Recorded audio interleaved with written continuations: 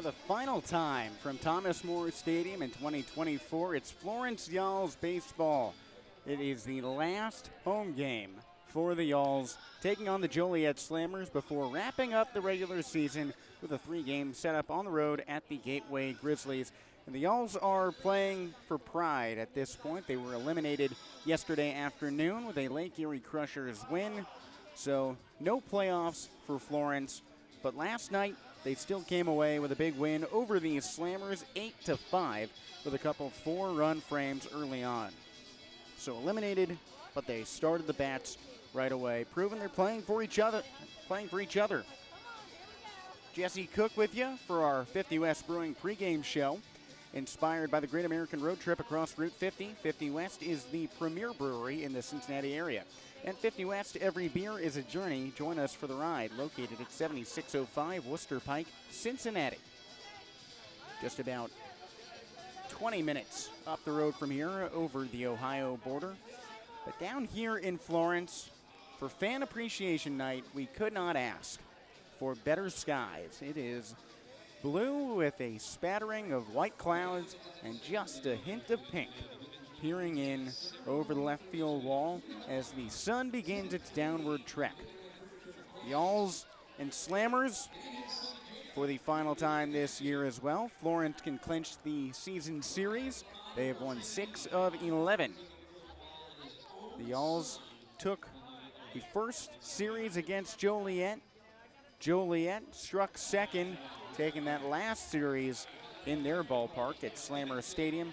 And the Y'alls eked out a 2-1 victory for the third series. Crabs, Joliet won game 1 in a 10-5 drubbing that could have been avoided if not for plenty of errors in the field. The Y'alls pitching staff only allowed 3 earned runs in game 1.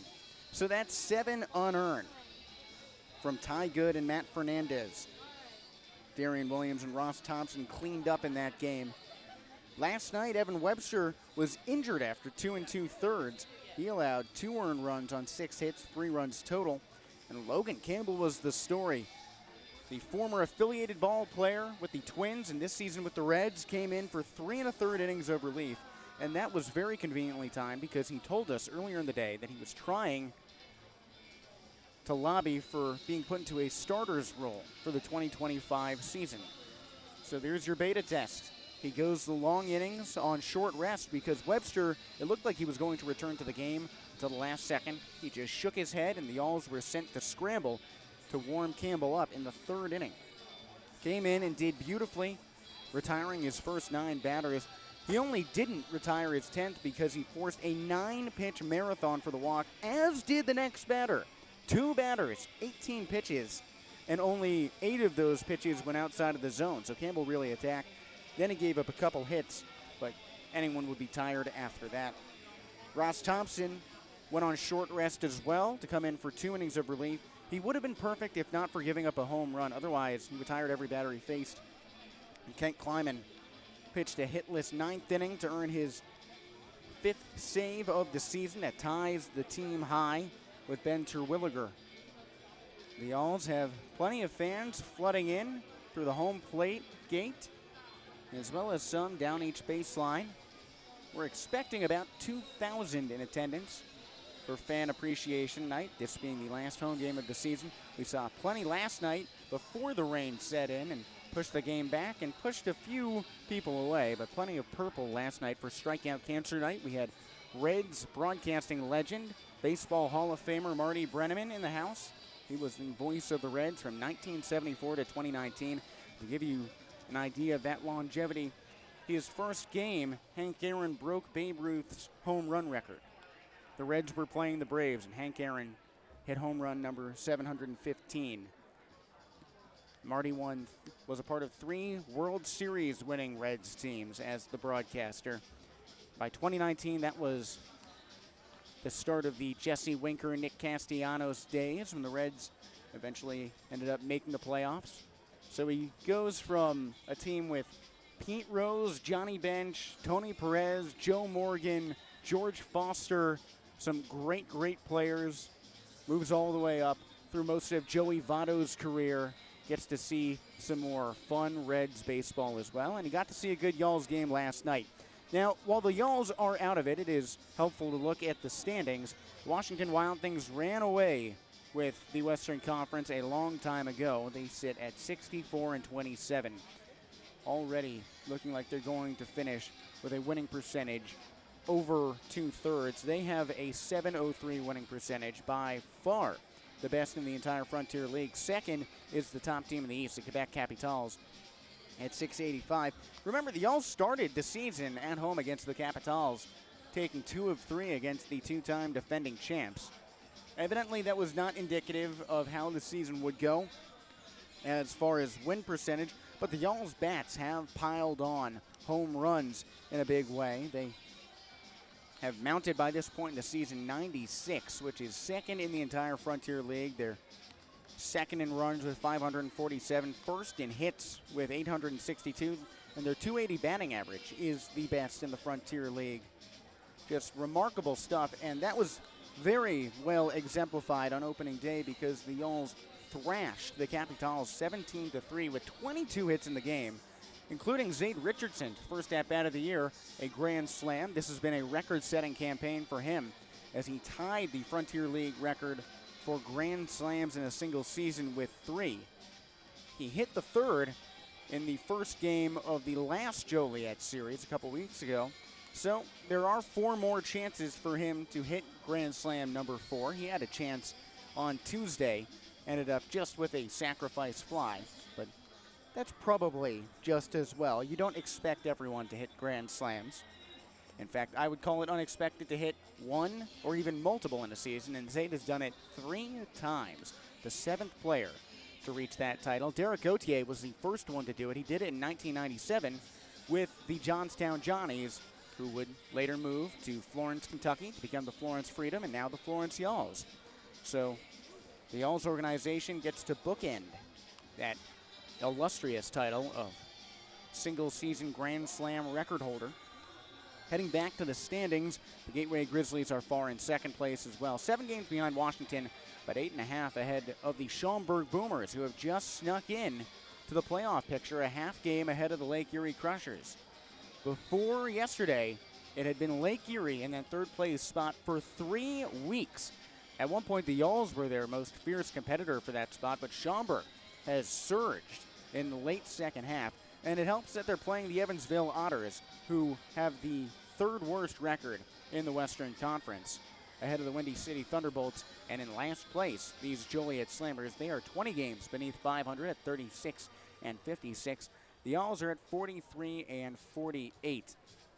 Lake Erie a half game out of that playoff spot, so fire drill starting in Avon, Ohio. But they have their work cut out for them in this series, playing against the Gateway Grizzlies. Not exactly an easy opponent. Gateway clinched a playoff spot against Florence a week ago today. You can enjoy the sounds of the audio system here in Florence, as well as fans flooding into the seats. We're starting to see the concourse get packed full. Lots of people walking up onto the second deck as well to get a good look at the Florence Y'alls Stadium. Really has been a great season here in northern Kentucky. And while it is 96 degrees right now, we get to end with a good one. So with all that thought about ending, let's also think about bringing people together. It doesn't happen very often that we get more than one coach involved for our Meet NKY Conversation with Coach, but you've got a treat for this one. And the Conversation with Coach, sponsored by Meet NKY. When you're looking for where to stay, what to eat, and how to have fun, Meet NKY is your guide to Florence, Covington, Newport, and Greater Cincinnati. Yesterday we had a first, getting manager Chad Rhodes with us. This time we get a lot of familiar voices, but all together. If you're listening on YouTube, you will get the full interview with Director of Player Procurement Dave Heilbrunn, pitching coach Carl Craigie, and hitting coordinator Craig Massey, all in the same room, all tag teaming this together. If you are watching on Flow Sports, we apologize. You're going to get about 4.5 minutes of silence, but you can always go to the Florence Y'alls YouTube page to catch great content, such as our live game broadcast, our radio style, and our Meet NKY Conversations with Coach. You can also catch every episode of Flow Talk where we get to know players on the Florence Y'all's roster. We just dropped the last one of the season with Logan Campbell, the relief pitcher who went so long in yesterday's game. That just dropped earlier today. So enjoy. Here you go. Moving along here on the 50 West Brewing pregame show. It's a rare case for the Meet NKY Conversation with Coach that we get more than one participant, but the entire assistant coaching staff is here in the room. So Jesse Cook here with pitching coach Carl Craigie, hitting coordinator Craig Massey, and director of player procurement Dave Halbrin. And Dave, I guess I'll start with you because we're both 22 years old. You're looking around at a team of athletes who are in the same boat, right out of college. What's been the most striking thing about this season to you, seeing guys basically our age playing baseball at a high level for the first time, at a higher level for the first time? Well, the first thing is obviously a level of maturity. It's different than college. College, you're only playing 3 or 4 games a week, and sometimes the best players aren't even playing on that midweek game. So being able to go from playing 3 times a week to playing 6 games a week every day, and the travel is different, and the meals are different, and the schedule is different, all those different things. So the level of maturity and understanding of what we're trying to do here has been the most impressive for me. And moving to the other side of that, Craig Massey, you're working as a player and a coach, so you get to see that development firsthand in the locker room, but also from a coaching perspective. Is there anything that stuck out most about watching the younger guys get into the world of pro baseball?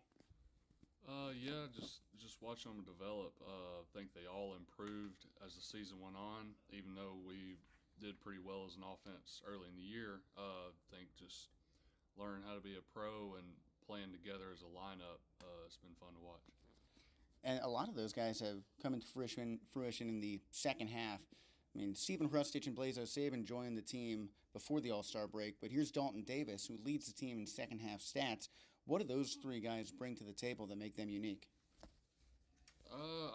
Their own style, and they just brought in a lot of energy just right away. You could tell they were hungry, ready to prove themselves, and they just fit right in. And flipping things over to the pitching staff, Carl, it's your group's last game at home of 2024. In the past month alone, you've seen 3 guys come straight out of college and join the pitching staff in Evan Webster, Ty Good, and then I still think of Reed Smith as being relatively new because he came up from Louisiana Tech late in that first half of the season. How has that changed your role with established players on the roster at the beginning of the year and then bringing these young guys in? Right, yeah, even Hunter Mink is in that group too. But yeah, those guys are getting accustomed to, they're used to throwing on probably Friday or Saturday, getting about a week off, and then doing it again. Here it's a little short rest, and there's a bullpen mixed in there. So they've been getting used to that and kind of managing their downtime and their recovery days. You really got to tackle those well to bounce back for your next start and have that best stuff that you plan for. So really the workload and monitoring the daily throwing, I think, is the biggest adjustment straight out of college for those guys. But I think everybody's done a good job, and they'll get their first full pro offseason and hopefully make some really good strides. And it's not just that they have a longer schedule in pro ball, it's that they started the year in college pitching, like you said, just about once a week there, and they don't really get that off season before pro ball starts. So what have you learned just about working with those younger players straight out of college this year about that rest, that workload, and what they need to succeed? Right, yeah, I essentially get them for another college season if you want to look at it game for game. So those guys are playing maybe 50 games in college, 55, and then another 50 here to finish it up. So their total workload is that of a full pro season. So they're beat up a little bit. Some of them are hanging, but they grind through it. In this first off season, they'll get probably triple, quadruple the time they would have in college, prepping that summer to come back to school for their next year. It's a lot of downtime and a lot of time where you can get better. So just kind of explaining that to them and having them prepare for that, because there's a lot of time where it's like, oh, I should be playing baseball soon, but you're really not going to for another couple months, and it's definitely a new experience the first time you do it. All right, thanks, guys. You had a party here for the conversation with Coach. Getting all 3 of you, good luck today. Thanks, Jesse.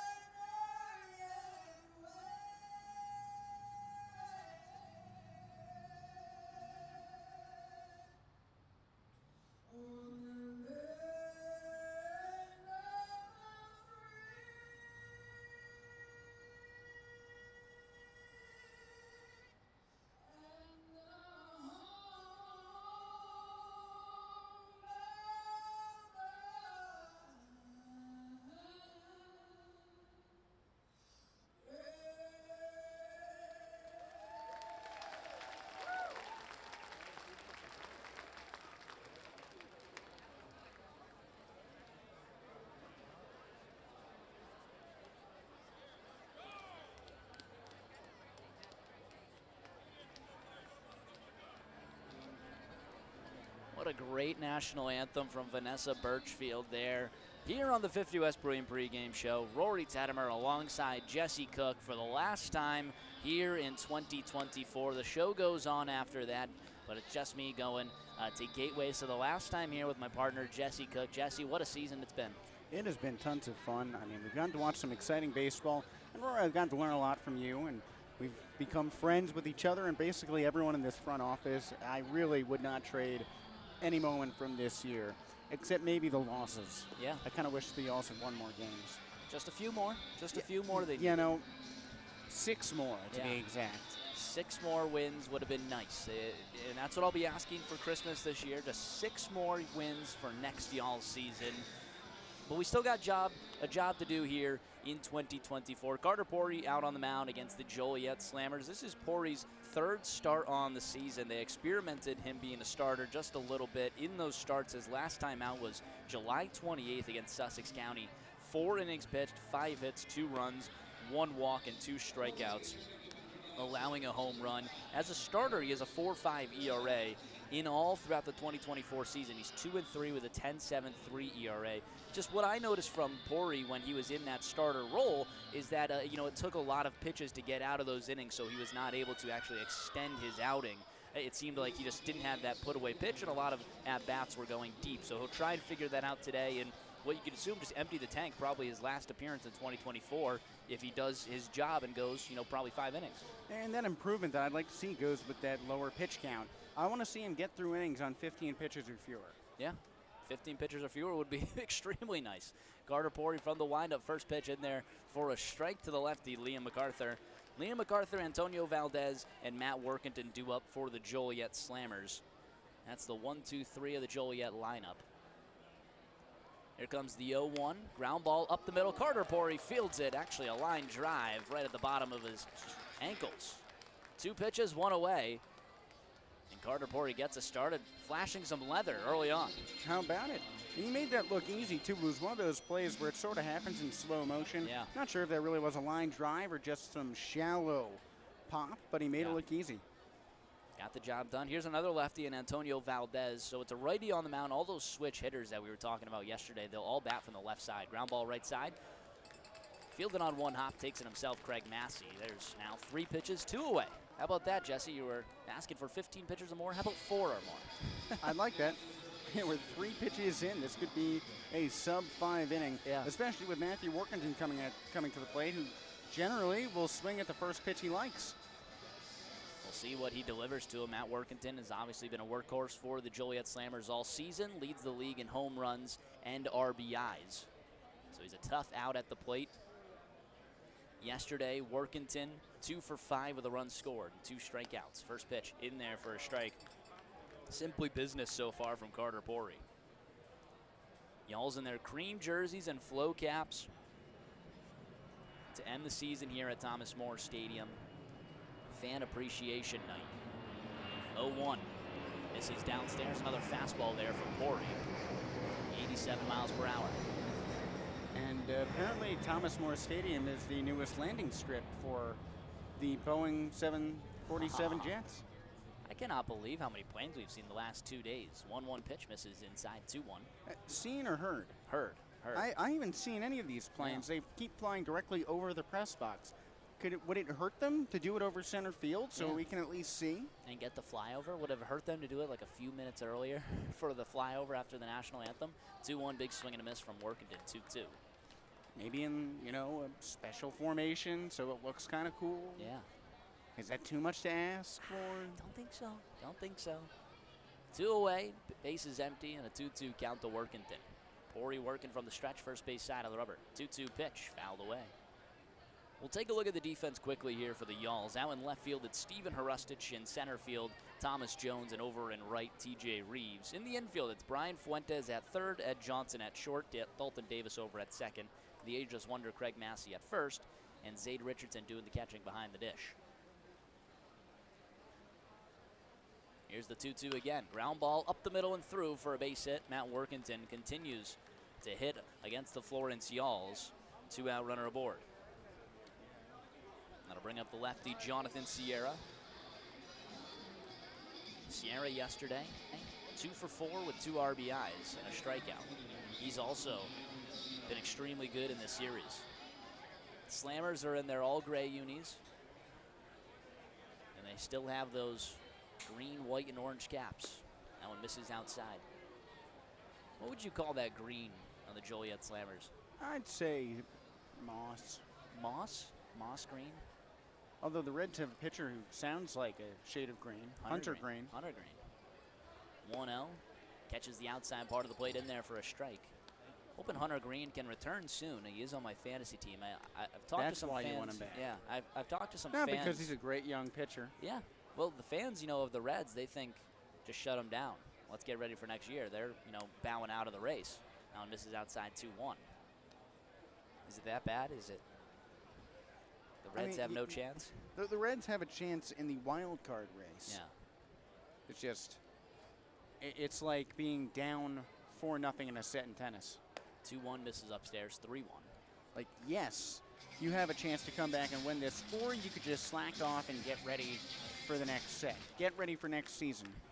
I love that mentality, because even if you make it, are you going to win? Yeah. Probably not. 3-1 in there for a strike, 3-2. So we'll see what they do with Hunter Green, but it is an elbow injury, so you always got to be careful on those. And obviously Hunter Green, a flamethrower, got to be extra careful. By the way, I said I wanted a 15-pitch inning from Carter Pori. That was pitch number 14. Wow. Ended here, and I'm happy. It's a full count. You might get what you asked for. Payoff pitch, runner goes. That one's fouled away. Fine. 15 pitches, and our night is ruined. That was our Cintas key to the game. Keep your business safe, clean, and professional with help from Cintas. Visit us online at cintas.com today. I just wanted to read that one more time this season. You read it well. Patrick Mahomes' Chief jerseys in attendance. How about that? Payoff pitch again. Hard hit, right side. Past both Massey and Davis, diving, and it goes into right field. TJ Reeves fields it. Throw goes into second. Runners at the corners with 2 away. Back-to-back hits. Workington and Sierra. That'll bring up Jesse De La Cruz. That's not Pori's fault. That was a soft ground ball that was perfectly placed. Yeah. I very much like how he's approaching this. Just right by the diving Massey and Davis. By the way, Rory, are you talking fantasy sports? Brandon Ayuk? I just got that. I just got that. And one of my friends today was asking whether to keep Ayuk or like Josh Jacobs. He didn't have the best keeper options, but Ayuk in the 6th round was what I told him to go with, and that'll settle it.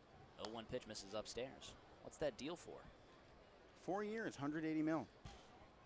Wow. I'm just letting you know that's the bare minimum that I would accept for a job. I wonder So, what anyone can hire me right now. I wonder what that makes him. 1-1 in there for a strike. 1-2. Man who got paid. Does that make him the highest paid receiver? That's a good question. I don't know. I mean, because he certainly is not worthy of the highest paid receiver. Some would question if he's even the known number 1 on his team.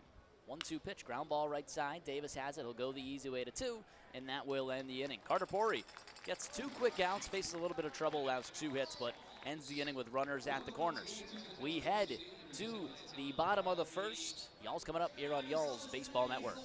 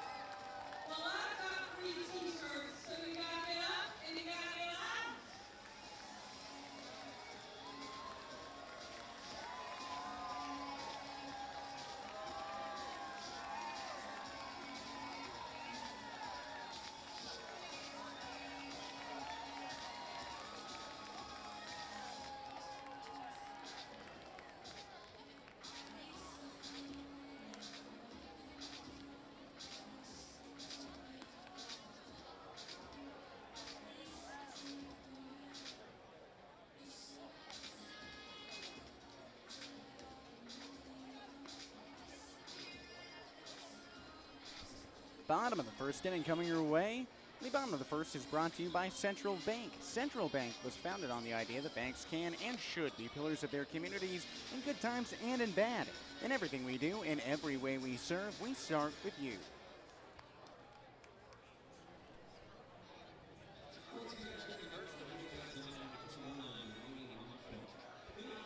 Dalton Davis leads us off here in the bottom half of the first inning. Davis, Massey, Fuentes due up for the Yalls against the right-hander Dwayne Marshall for the Joliet Slammers. A 3-8 record for Marshall. That one catches the outside part of the plate. No 1 count to Dalton Davis to open up this ball game for the Florence offense. Clean inning from Carter Rory. 0-0 score currently. From the wind-up middle of the rubber, 0-1 off-speed misses upstairs, 1-1. Marshall, a 3-8 record and a 5.29 ERA. It's not the first time he's faced Florence this season. Faced him a good amount of times, including June 23rd. That one misses downstairs. 4 1/3 innings, 9 hits, 7 runs. Picked up 6 strikeouts and 1 walk.